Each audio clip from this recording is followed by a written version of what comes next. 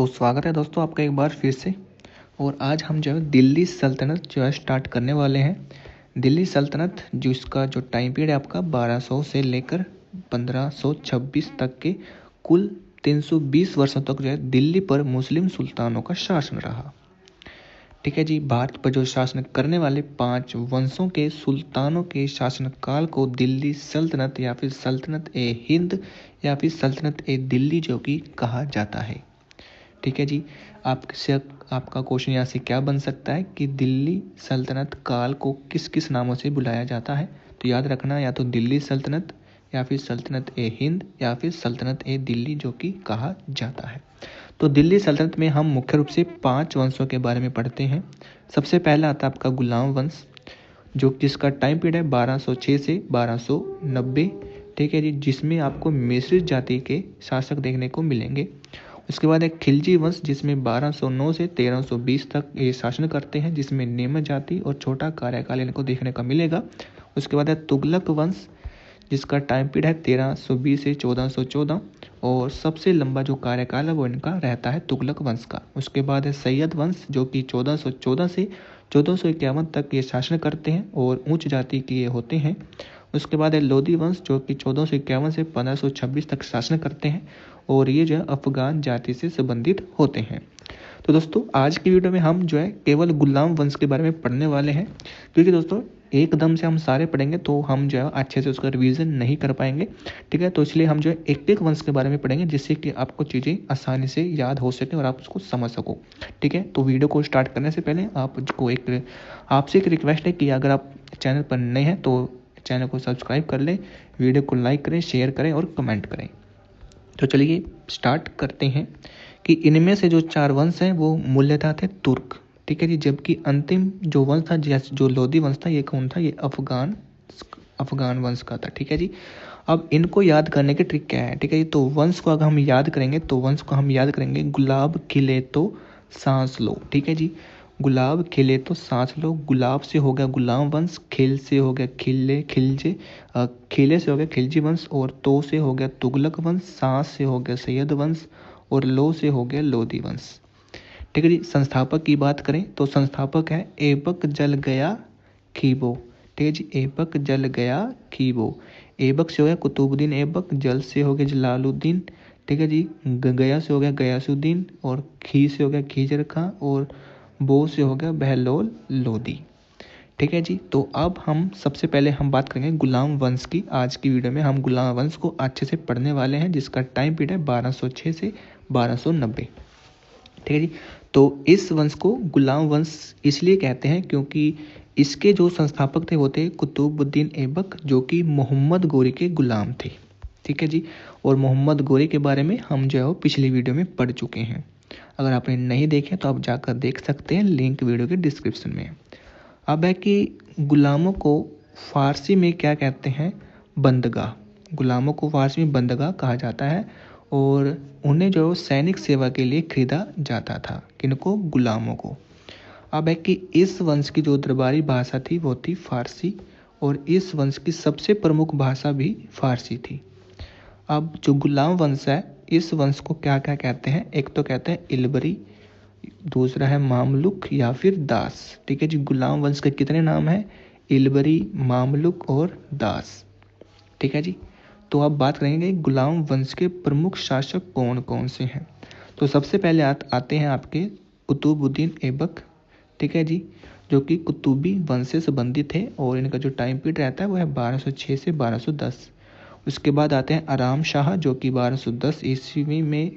ठीक है जी। और ये कुछ समय के लिए ही दोस्तों यहाँ पर राजा बनते हैं। उसके बाद आता है इल्तुतमिश, जो कि शमसी या फिर एल्बरी वंश से संबंधित थे और इन्होंने जो है वो 1211 से लेकर 1236 तक जो है वो शासन किया। उसके बाद है आपका यहाँ पर रुकुनुद्दीन, जो कि 1236 का कार्यकाल रहा। उसके बाद है रजिया सुल्तान, जो कि 1236 से लेकर 1240 तक ये शासन करती हैं। उसके बाद है बहराम शाह, जो कि 1240 से 1242 तक इनका टाइम पीरियड रहता है, यानी कि लगभग 2 साल। उसके बाद है अलाउद्दीन मसूद शाह, जो कि 1245 से 1246। उसके बाद है नसीरुद्दीन शाह जो कि 1246 से 1266 तक। उसके बाद है बलबन जिसका नाम है बहाउद्दीन या फिर बलबनी वंश से ये संबंधित थे और ये 1266 से 86 तक रहते हैं। उसके बाद है केकुबा जो कि 1286 से 1290 तक और उसके बाद है क्यूमर्स जो कि 1290 तक। आपको ये सारे नहीं पढ़ने, सिर्फ इम्पोर्टेंट पढ़ने हैं जहाँ से आपके क्वेश्चन बनते हैं। ठीक है जी। तो सबसे पहले कौन था आपका? कुतुबुद्दीन ऐबक जो कि 1206 से लेकर 1210 तक शासन करते हैं। ठीक है जी। मोहम्मद गोरी के 3 प्रमुख गुलामों में से ये एक थे। ठीक है जी। मोहम्मद गोरी की जो मृत्यु के बाद जो ऐबक था कुतुबुद्दीन ऐबक जो कि 1206 में स्वयं को लाहौर का स्वतंत्र शासक घोषित जो कर देते हैं। ऐबक ने अपनी राजधानी लाहौर को बनाया था। ठीक है जी। ऐबक का अर्थ है चंद्रमा का देवता। ठीक है जी। और उन्होंने क्या किया था? उन्होंने सुल्तान की उपाधि जो है नहीं धारण की और ना ही अपने नाम का जो खुतबा पढ़वाया था और ना ही अपने नाम के सिक्के जो है चलाए थे, बल्कि इन्होंने केवल जो मलिक तथा सिर्फ हंसलार की उपाधि जो है धारण की थी। किसने? ऐबक ने। और ये गरीबों के प्रति दया का भाव रखते थे, अतः उन्हें हातिम जो वो कहा गया है। किसको? कुतुबुद्दीन ऐबक को। ये आपने याद रखना है कि कुतुबुद्दीन ऐबक को क्या क्या बोला गया है। उसके बाद है कि ये जो है लाखों में दान देते थे। किनको? गरीबों को। ठीक है। और अपनी असीम उदारता के कारण ही इन्हें लाख बख्श भी कहते हैं। ठीक है। ये लाखों का दान करते थे इसलिए इनको लाख बख्श कहते हैं। उसके बाद है कि इन्हें जो पूरा कुरान याद था। जो कुरान है दोस्तों वो उनको पूरा याद था, इसलिए इनको कुरान खान भी कहा जाता है। इनके दरबार में मिनहाज उस सिराज जो रहते थे जिन्होंने तबकात ए नसीरी पुस्तक लिखी थी। तो ये पुस्तकें हैं, आपसे पूछी जाती हैं भाई, तो याद रखना कि तबकात ए नसीरी जो पुस्तक है वो मिनहाज उस सिराज ने लिखी थी जो कि ऐबक के दरबार में रहते थे। और ऐबक के दरबार में ही हसन निजामी भी थे जिन्होंने ताज उल नासिर पुस्तक लिखी थी। ऐबक ने अजमेर विजय के बाद वहाँ पर जब 2.5 दिन का झोपड़ा नामक जो मस्जिद बनवाई थी। ठीक है जी। 2.5 दिन का झोपड़ा किसने बनाया था? ऐबक ने। कहाँ पर? अजमेर में। और ये झोपड़ा क्या है? वो एक मस्जिद है। ठीक है जी। ऐसा माना जाता है कि यह किसी संस्कृत विद्यालय के स्थान पर बनाया गया था। यानी कि संस्कृत कोई क्या है हिंदू से संबंधित होगी तो उसको तो डुबाया होगा, तो वहीं पर उसने जो ये मस्जिद जो बनाई थी 2.5 दिन का झोपड़ा। उसके बाद है कि ऐबक ने दिल्ली में कुव्वत उल इस्लाम मस्जिद भी बनवाई और इसके प्रांगण में एक लौह स्तंभ है जो कि चंद्रगुप्त द्वितीय का स्मृति उसमें जो मिलती है। उसके बाद है इंडो इस्लामिक कला का जो सबसे पहला उदाहरण है वो है कुव्वत उल इस्लाम मस्जिद में आपको देखने को मिलता है। ठीक है जी। पहला क्या है? इंडो इस्लामिक कला का सबसे पहला उदाहरण कौन सा है? कुव्वत उल इस्लाम मस्जिद। और ये कहाँ पर है आपका? ये आपका दिल्ली में है। ठीक है जी। यह भारत में इस्लामी पद्धति पर निर्मित पहली मस्जिद थी। ऐबक के गुरु का नाम था बख्तियार काकी। ठीक है जी। और उसी के याद में ही उन्होंने क्या बनाया था? कुतुब मीनार। ठीक है जी। जो कुतुब मीनार है वो बख्तियार काकी की याद में ऐबक के द्वारा बनाया गया था। ऐबक ने अफगानिस्तान के जाम मीनार से प्रेरित होकर दिल्ली में जो कुतुब मीनार बनवाई थी, किंतु पूरा नहीं करवा सके थे ये। ठीक है जी। पूरा नहीं करवा सके थे। जो ऐबक थे, ऐबक कुतुब मीनार को 2 मंजिल बनवाया था। कुतुब मीनार केवल 2 मंजिल ही बनवाई थी ऐबक ने, जबकि जो शेष है 3 मंजिल को वो इल्तुतमिश ने पूरा किया था। उसके बाद है मोहम्मद बिन तुगलक के समय इस मीनार पर जो बिजली गिर गई थी और उसके बाद जो है फिरोज शाह तुगलक ने इसका जो है जीर्णोद्धार किया था। उसके बाद है अलाउद्दीन खिलजी ने इस मीनार के प्रतिद्वंदी मीनार के रूप में जो है अलाई मीनार जो है बनवाई थी, किंतु इंजीनियरों की गलती के कारण यह सफल नहीं हुआ।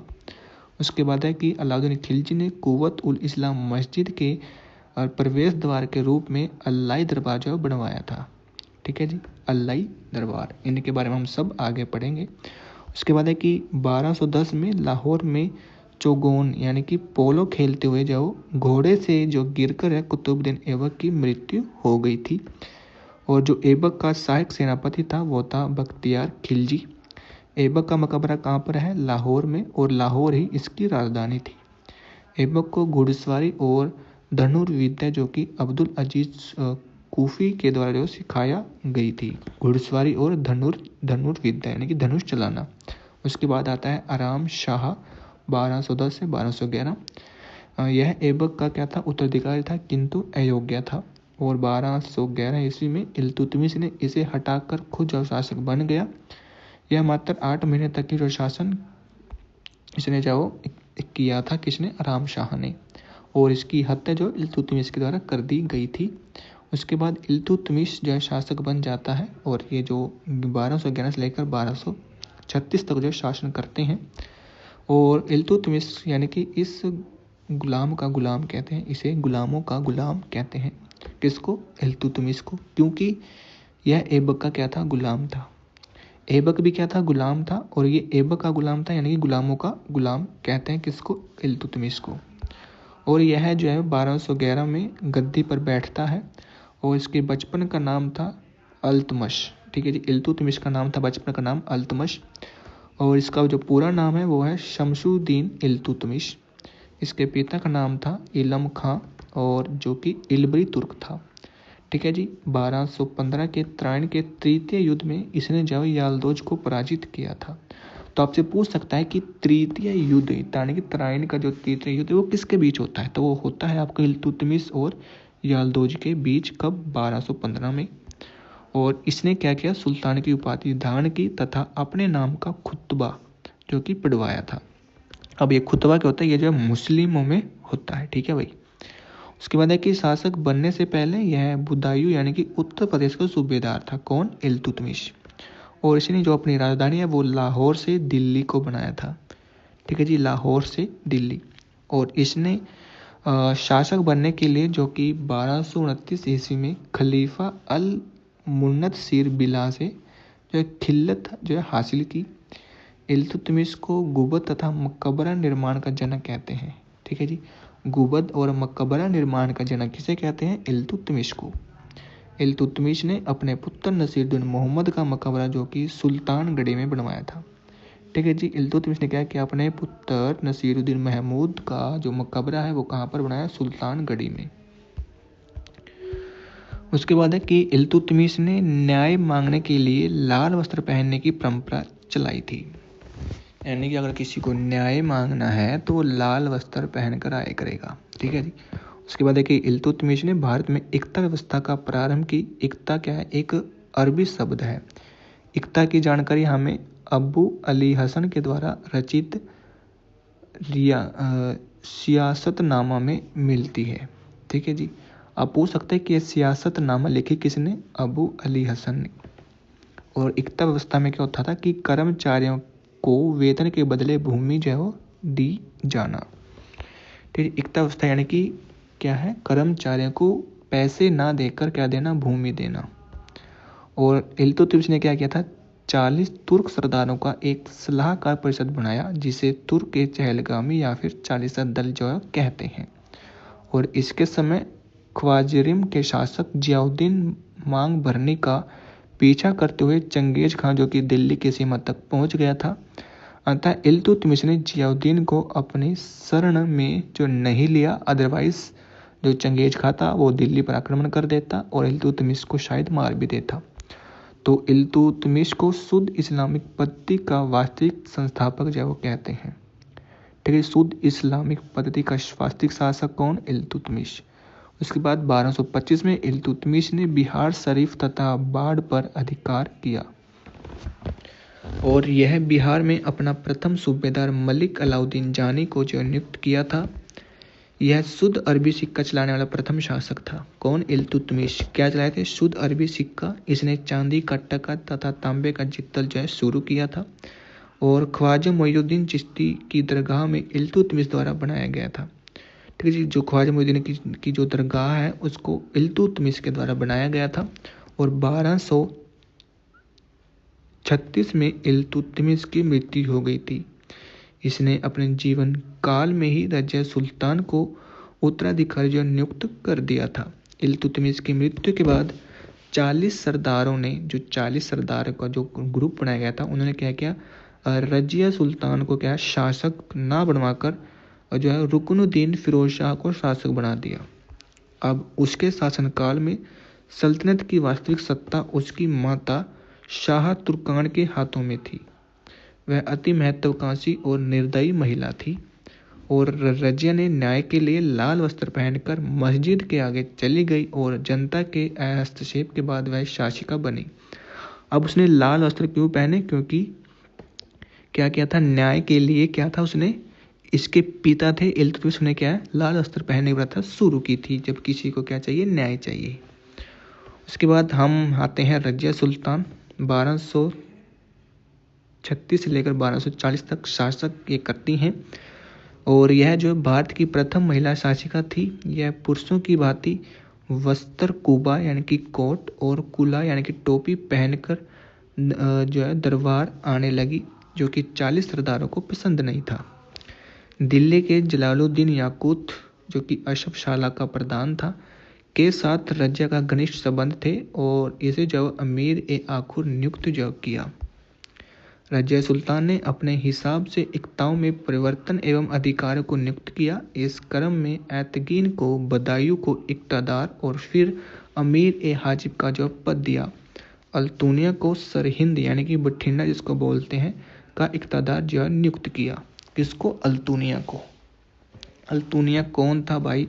ये बठिंडा का क्या था? एक राजा था। ठीक है जी। आगे तवर हिंद। तवर हिंद जो कि बठिंडा पंजाब के इक्तादार मलिक अल्तुनिया ने, ठीक है जी, अल्तुनिया ने क्या किया? रजिया की अधीनता मानने से इनकार कर दिया, जिस कारण रजिया ने उस पर आक्रमण कर दिया। किंतु युद्ध में खुद को हारता देख रजिया ने अल्तुनिया से विवाह कर लिया।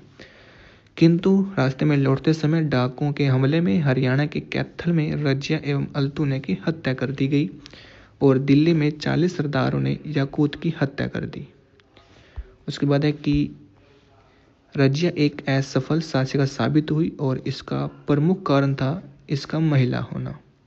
उसके बाद है इतिहासकारों का कहना है कि अगर रजिया महिला ना होती तो इसका भारत के महान शासकों में, तो इसका जो नाम है वो भारत के महान शासकों में लिया जाता।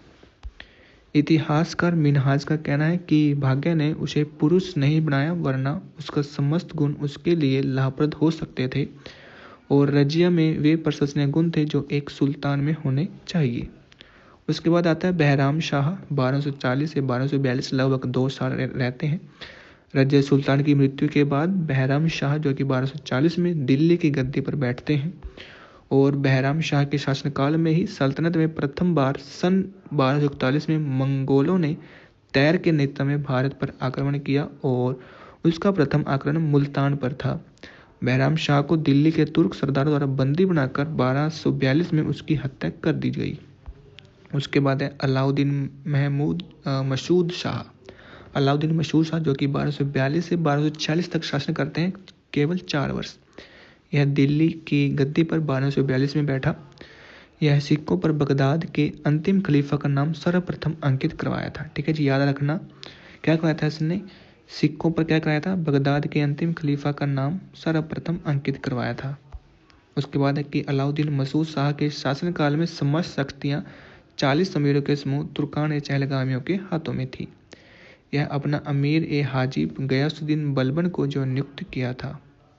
उसके बाद है कि बलबन के षड्यंत्र के द्वारा 1246 में अलाउद्दीन मसूद शाह को सुल्तान के पद से हटाकर नसीरुद्दीन महमूद को गद्दी पर जो बिठा दिया गया। फिर हम पढ़ेंगे नसीरुद्दीन, ठीक है जी, नसीर उद्दीन शाह जो कि राजा बनते हैं। 1246 लेकर 1266 तक शासन करते हैं ये। और नसीरुद्दीन महमूद जो कि इल्तुतमिश का पुत्र क्या था? पुत्र था और शमसी वंश का अंतिम शासक था। ठीक है जी, शमसी वंश किससे संबंधित है? इल्तुतमिश से। यह एक मितव्ययी यानी कि कम खर्चीला शासक था। ये क्या खर्च ही नहीं करता था। यह टोपी सिलकर अपना जीवन यापन करता था। कौन? नसीरुद्दीन शाह। और उसने एक गुलाम को 40 दल में स्थान दिया। यह गुलाम था बलबन। ठीक है जी, कौन? बलबन। अब बलबन क्या करता है? अपनी पुत्री का विवाह सुल्तान नसीरुद्दीन शाह से कर देते हैं और इसने क्या किया? बलबन को उलगू खां की उपाधि दी। किसने? नसीरुद्दीन ने। इसके समय बलबन की शक्तियाँ बहुत ही बढ़ गई और नसीरुद्दीन की मृत्यु 1266 में के बाद उसका उत्तराधिकारी है वो गयासुद्दीन बलबन जो बन जाता है। नसीरुद्दीन का जो मकबरा है वो सुल्तानगढ़ी में है।